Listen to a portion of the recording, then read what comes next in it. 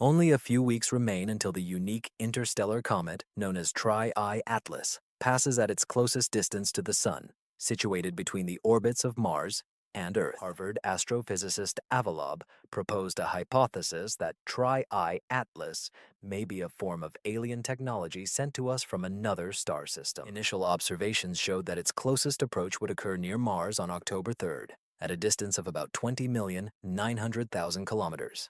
In comparison, this is hundreds of times greater than the distance from Mars to Earth's moon, meaning it is quite far away. So when you hear about its flybys past Mars, there's no need to worry.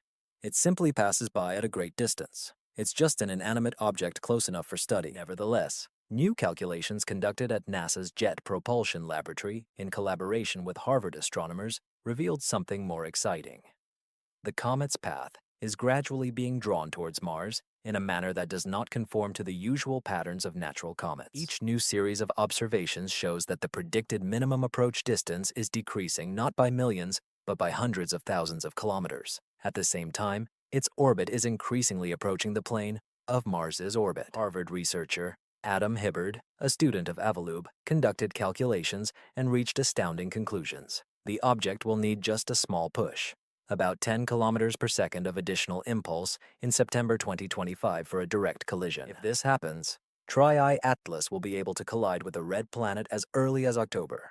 According to Hibbard's calculations and supporting studies, the required delta V for intercepting Mars by Tri-I Atlas is surprisingly small. This can happen either as a result of natural gas splitting or through deliberate maneuvering. The latest trajectory models predict its closest approach on September 26, 2025. At a distance of about 1,950,000 kilometers from Mars. This is close enough for Mars's gravity and the gas emissions from the comet to alter its orbit, bringing it closer to a potential collision. A real turning point is expected between September 19th and 30th, a critical deadline when the impulse emissions from the comet's tail may affect it, reducing the distance to less than 50,000 kilometers, putting it on a collision course in October. Moreover, scientists notice small but persistent deviations in its trajectory that do not correspond to predictions of solar heating or standard comet physics, raising even sharper questions about what could have influenced its movement. In August, NASA's orbital spacecraft, Mars Reconnaissance Orbiter, discovered something extraordinary. Comet Tri-I at last unexpectedly doubled its brightness, accompanied by a sharp surge of ultraviolet radiation.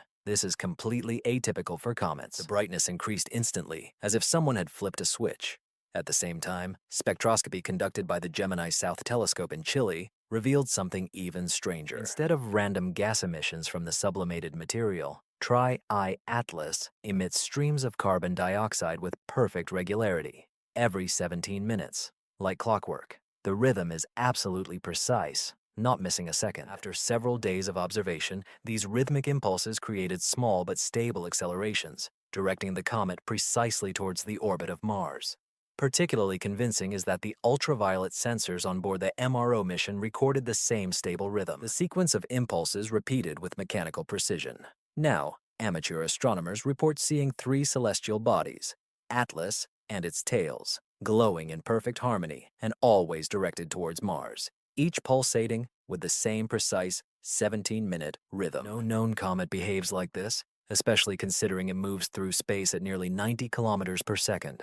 All these anomalies start to sound familiar, don't they? The situation resembles controlling an unnatural object, something like a guided missile, with adjustments, acceleration, and trajectory tuning through targeted gas impulses. According to the calculations of scientists Avi Loeb and his student Adam Hibbard, each gas impulse is not a random emission.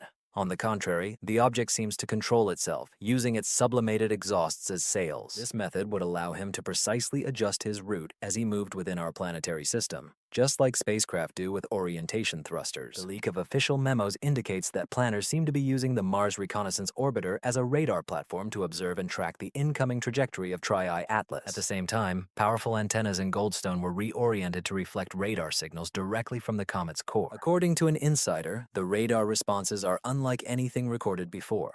Instead of the soft blurred signals expected from an icy body, the signals show sharp metallic reflections. If this data is confirmed, it will mean that the core of Tri-I Atlas may contain materials that cannot form naturally in space, hinting at the presence of an artificial structure beneath the icy shell. This interpretation aligns with previous findings about its unusual chemistry, the detection of nickel in the absence of iron. You have probably heard this thesis before, so let's listen to what the Harvard professor has to say about it. We have data from a very large telescope in Chile indicating the presence of nickel in a gas plume where there is no iron.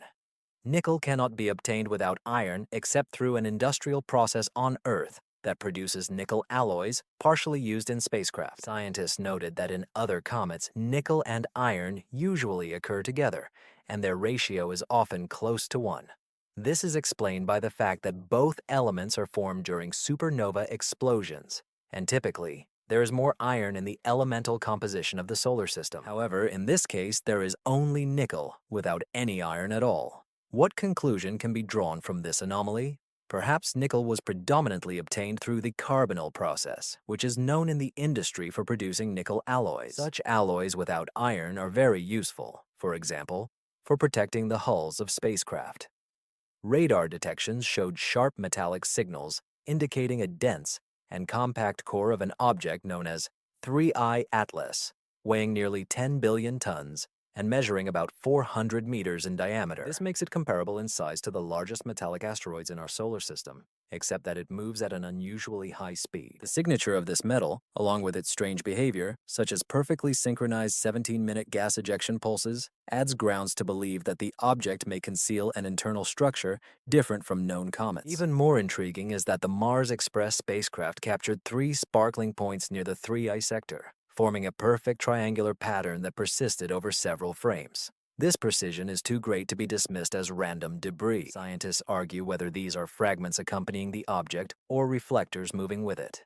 Avalep from Harvard proposes an even bolder hypothesis. Perhaps these are reconnaissance probes released by the 3I branch. Leopras developed this idea within a broader theory that the 3I sector could be a technological artifact, possibly created by an intelligence capable of interplanetary travel. He emphasizes that the trajectory, speed, and unusual behavior of the object may indicate a deliberate mission for quietly studying our solar system, where smaller objects serve as scouts or data-gathering devices. He even connects this idea with the dark forest hypothesis, suggesting that intelligent civilizations might consciously hide their presence, relying on covert surveillance rather than open contact.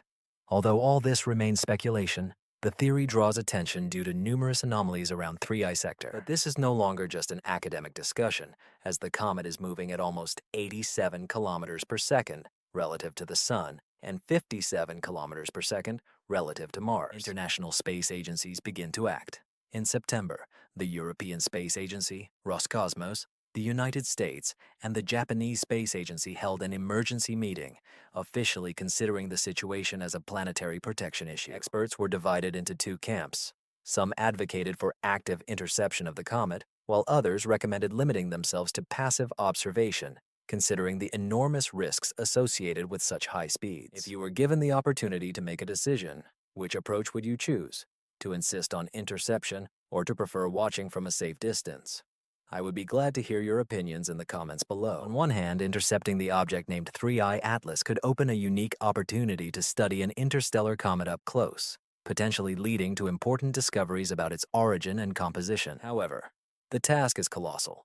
A spacecraft launching from Earth would need a speed of about 24 kilometers per second, far beyond the capabilities of our current propulsion technologies. The mission with a base on Mars seems more feasible, as it will require a speed of about 5 kilometers per second, thanks to the close passage of a comet in early October 2025. Some outdated Martian orbital spacecraft could even be adapted for such a maneuver, although fuel limitations and mission risks remain serious obstacles. Attempting interception at such speed carries high risks of damaging the craft or complete mission failure due to the uncertainty of trajectory and approach dynamics.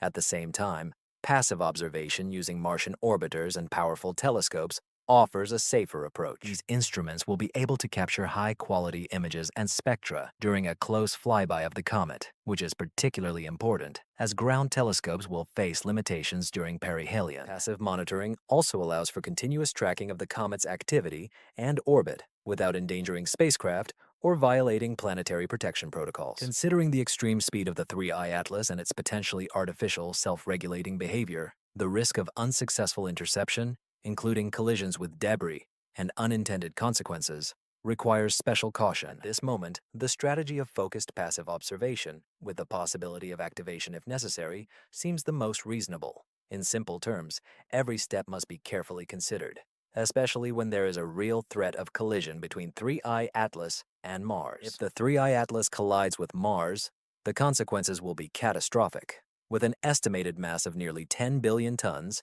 and a dense core about 400 meters in diameter, moving at 57 kilometers per second relative to the planet, the impact will release energy equivalent to 2 million megatons of TNT. This is enough to create a crater 60 kilometers wide and 5 kilometers deep, drastically altering the Martian landscape at the impact site. An explosion will eject massive amounts of debris into the atmosphere and orbit of Mars, creating serious risks for active orbiters, landers, and rovers, potentially nullifying decades of scientific achievements. Some of these fragments may even leave the planetary system, and the pieces could reach Earth within the next decade. Although this is highly speculative, such assumptions raise concerns about the possibility of infection or the transfer of exotic materials and microbes.